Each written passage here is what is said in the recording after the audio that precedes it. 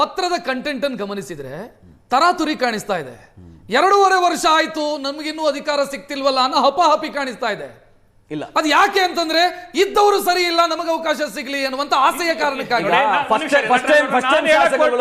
ಪ್ರಥಮ ಬಾರಿ ಶಾಸಕರಾಗಿರ್ತಕ್ಕಂಥ ಎಲ್ಲಾ ಶಾಸಕರು ಏನ್ ಹೇಳ್ತಾ ಇದಾರೆ ಅಂದ್ರೆ ನನಗೆ ಕೊಡಿ ಅಂತ ನಾವೇನು ಕೇಳ್ತಾ ಇಲ್ಲ, ಹೊಸವರಿಗೂ ಅವಕಾಶ ಇದ್ದರೆ ಇರೋರನ್ನ ಚೇಂಜ್ ಮಾಡಿ ಆಗಿಲ್ಲ. ರೀಶಫಲ್ ಆದಾಗ ನೋಡಿ ಯಾರು ಒಬ್ರು ಚೇಂಜ್ ಮಾಡೇ ಮಾಡ್ತಾರೆ, ಯಾರು ಹಿರಿಯರನ್ನ ಕೆಲವ್ರಿಗೆ ಬಳಸಲಿ ಅವಕಾಶ ಸಿಕ್ಕಿರೋರನ್ನ ಚೇಂಜ್ ಮಾಡಿ ಇನ್ನೊಬ್ರು ಕೊಡ್ತಾರೆ. ಇದು ಪರಿಪಾಠ, ಇದು ಎಲ್ಲಾ ಸಮಯದಲ್ಲಿ ಎಲ್ಲಾ ಸರ್ಕಾರದಲ್ಲಿ ಆಗೋ ಪರಿಪಾಠ, ಅದ್ರಲ್ಲಿ ಹೊಸದೇನಿಲ್ಲ.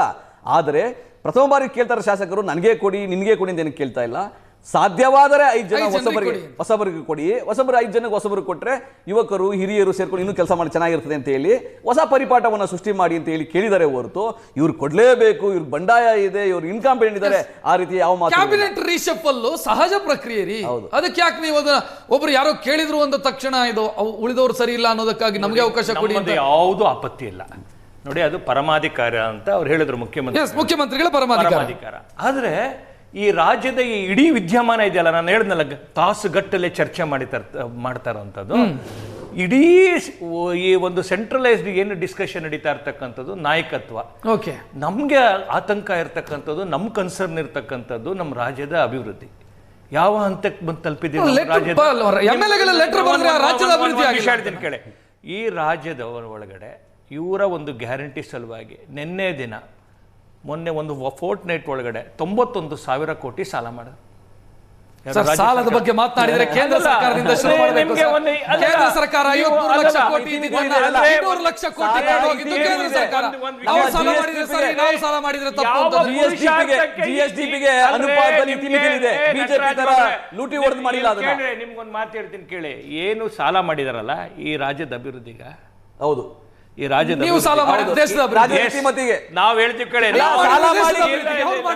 ಸಾಲ ಮಾಡಿ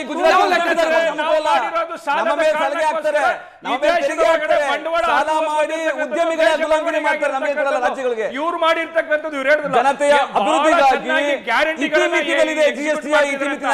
ಗ್ಯಾರಂಟಿಯಿಂದ ರಾಜ್ಯ ಪ್ರಗತಿಗೆ ಬರುತ್ತೆ ಅಂತ ಯಾರು ಭಾವಿಸಿದ್ರೆ ನಂಬರ್ 1 ಆಗಿದೆ ತಲಾ ಆದಾಯದಲ್ಲಿ ಕರ್ನಾಟಕ. ಗೊತ್ತೈತ್ರಿ, ತಲಾ ಆದಾಯ ನಂಬರ್ 1 ಆಗಿದೆ. ಕಲಬುರಗಿಗೆ ಯಾಕೆ ಮಾಡ್ಲಿಲ್ಲ? ಕಲಬುರಗಿ ಉತ್ತರ ಭಾರತ ಅಲ್ಲ ರೀ, ಉತ್ತರ ಭಾರತಕ್ಕೆ ಸಾಕ್ತಾ ಇದೆ ಕರ್ನಾಟಕ ರೀ, ದಕ್ಷಿಣ ಭಾರತದವರು 4ನೇ ಪ್ಲೇಸಿಗೆ ಹೋಯ್ತು. ಸರಿ, ಜಿಡಿಪಿ ಗ್ರೋತ್ ಅಲ್ಲಿ 4ನೇ ಪ್ಲೇಸ್. ಉತ್ತರ ಪ್ರದೇಶ ಸೆಕೆಂಡ್, ನಮ್ಮ ಹಣ ತಗೊಂಡು ಉತ್ತರ ಭಾರತ ಏನಾಗುತ್ತೆ?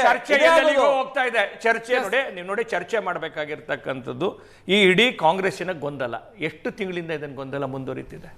ಇದೇ ಚರ್ಚೆ ರಾಜ್ಯದ ಒಳಗಡೆ ಏನ್ ಪುರುಷಾರ್ಥ. ನಿಮ್ಗೆ ಕಂಪೇರ್ ಮಾಡಿದ್ರೆ ಅವರ ಗೊಂದಲ ಏನು ನನಗೆ ಬಹಳ ದೊಡ್ಡದು ಅಂತ ಅನಿಸ್ತಾ ಇಲ್ಲ.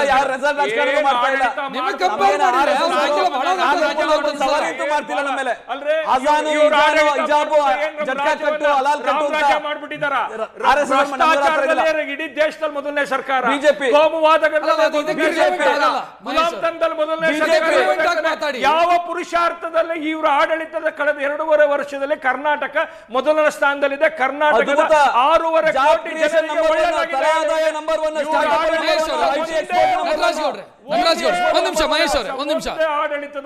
ಮಹೇಶ್ ಅವರೇ, ನಟರಾಜ್ ಗೌಡ್ರೆ, ಇಲ್ಲಿ ಮಹೇಶ್ ಅವರು ಹೇಳಿದಂತ ಒಂದು ವಿಚಾರವನ್ನ ಒಪ್ಕೊಳ್ಬೇಕಾಗತ್ತೆ. ಯಾವುದು ಅಂತಂದ್ರೆ 2.5 ವರ್ಷ ಆದಾಗ ಸರ್ಕಾರದಲ್ಲಿ ಒಂದು ಬದಲಾವಣೆ ಅಥವಾ ಕ್ಯಾಬಿನೆಟ್ ನಲ್ಲಿ ಒಂದು ಬದಲಾವಣೆ ನಿರೀಕ್ಷಿತ.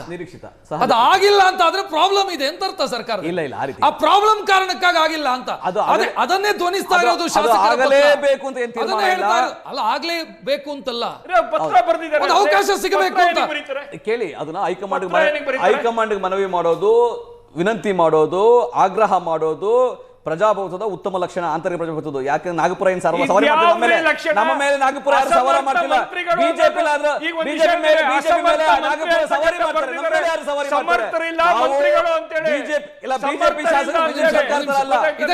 ಇದಕ್ಕೆ ನಟರಾಜ್ ಗೌಡ್ರೆ, ನೀವು ಹೇಳಿದ್ರಿ ನಾಗ್ಪುರದಿಂದ ನಿರ್ದೇಶನ ಬರುತ್ತೆ ಬಿಜೆಪಿಗೆ.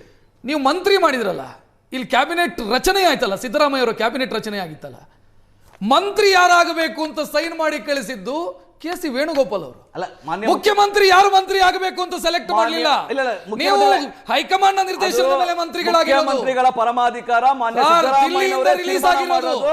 ಅದು ಸಮಾಲೋಚನೆ ಮಾಡ್ತಾರೆ. ದಿಲ್ಲಿಯಿಂದ ರಿಲೀಸ್ ಆಗಿರೋದು ಯಾರು ಮಂತ್ರಿ ಸಮಾಲೋಚನೆ ಮಾಡ್ತಾರೆ. ಡೆಲ್ಲಿ ಜೊತೆ ಸಮಾಲೋಚನೆ ದಿಲ್ಲಿಯಿಂದ ರಿಲೀಸ್ ಆಗಿದ್ದು. ಡೆಲ್ಲಿ ಜೊತೆ ಸಮಾಲೋಚನೆ ಮಾಡ್ತಾರೆ. ನಮ್ಮ ಪಟ್ಟಿನ ಕಳಿಸ್ತಾರೆ, ಅನುಮತಿ ತಗೋತಾರೆ. ರಿಲೀಸ್ ಆಗಿದ್ದು ಯಾರು ಮಂತ್ರಿ ಅಂತ ರಿಲೀಸ್ ಆಗಿದ್ದು ಕೆ.ಸಿ. ವೇಣುಗೋಪಾಲ್ ಅವರ ಲೆಟರ್ ಹೆಡ್. ಅದು ಅನುಮೋದನೆ. ಕೆ.ಸಿ. ವೇಣುಗೋಪಾಲ್ ಅವರ ಲೆಟರ್ ಹೆಡ್. ಐ ಅಗ್ರಿ, ಅದು ಅನುಮೋದನೆ. ಮಾನ್ಯ ಸಿದ್ದರಾಮಯ್ಯನವರೇ ಮುಖ್ಯಮಂತ್ರಿಗಳೇ ಪರಮಾಧಿಕಾರ, ಅವರೇ ಸೆಲೆಕ್ಟ್ ಮಾಡಿ ಕಳಿಸಿದ ಪಟ್ಟಿ ಅದು. ಹಂಗಿದ್ರೆ ಒಂದ್ ನಿಮಿಷ, ಸಿದ್ದರಾಮಯ್ಯ ಅವರ ಪರಮಾಧಿಕಾರ ಅಂತ ಆದ್ರೆ ಸಿದ್ದರಾಮಯ್ಯ ಅವರು 3-4 ಸಲ ಹೇಳಿದ್ರು ಕ್ಯಾಬಿನೆಟ್ ರೀಶಫಲ್ ಆಗಬೇಕು ಅಂತ. ಮಾಡ್ತಾರೆ, ಆಗಬೇಕು ಅಂತ 4 ಸಲ ಹೇಳಿದ್ರು. ಹೌದು, ಮಾಡ್ತಾರೆ. ಹೇಳಿ 6 ತಿಂಗಳಾಯ್ತು, ಇಲ್ಲಿ ತನಕ ಆಗಿಲ್ಲ. ನೀವು ಮುಖ್ಯಮಂತ್ರಿಗಳ ಪರಮಾಧಿಕಾರ ಅಂತ ಮಾಡ್ತಾರೆ. ಈಗ ಅವರು ಬಜೆಟ್ ಅನ್ನು ಮಾಡಬಹುದು ಅಂತ ತಿಳ್ಕೊಂಡ್ಬೋದು.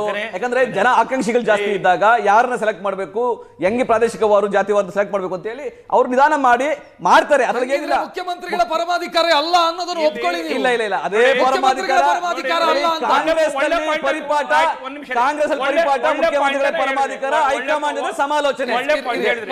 ಒಳ್ಳೆ ಪಾಯಿಂಟ್ ಹೇಳಿದ್ರೆ ಎಷ್ಟು ಅಭದ್ರತೆ ಇದೆ ಅನ್ನೋದು ಅಂತಂತಂದ್ರೆ, ಮೊನ್ನೆ ಸಾಮಾಜಿಕ ದಿನದ್ದೇ ಒಂದು ಲೇಖನ ಬರೀತಾರೆ ಸಿದ್ದರಾಮಯ್ಯನವರು.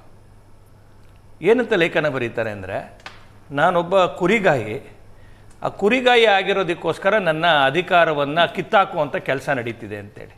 ಯಾರು ಬರೆದದ್ದು? ಈ ರಾಜ್ಯದ ಮುಖ್ಯಮಂತ್ರಿ ಬರೀತಾರೆ.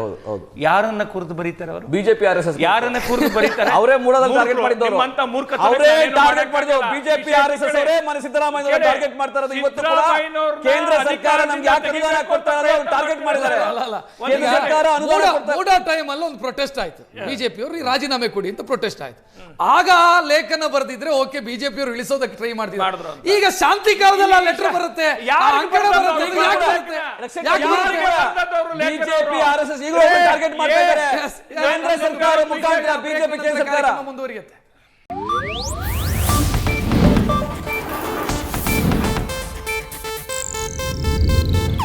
ಇದು ಏಷ್ಯಾನೆಟ್ ನ್ಯೂಸ್ ನೆಟ್ವರ್ಕ್ ಪ್ರಸ್ತುತಿ.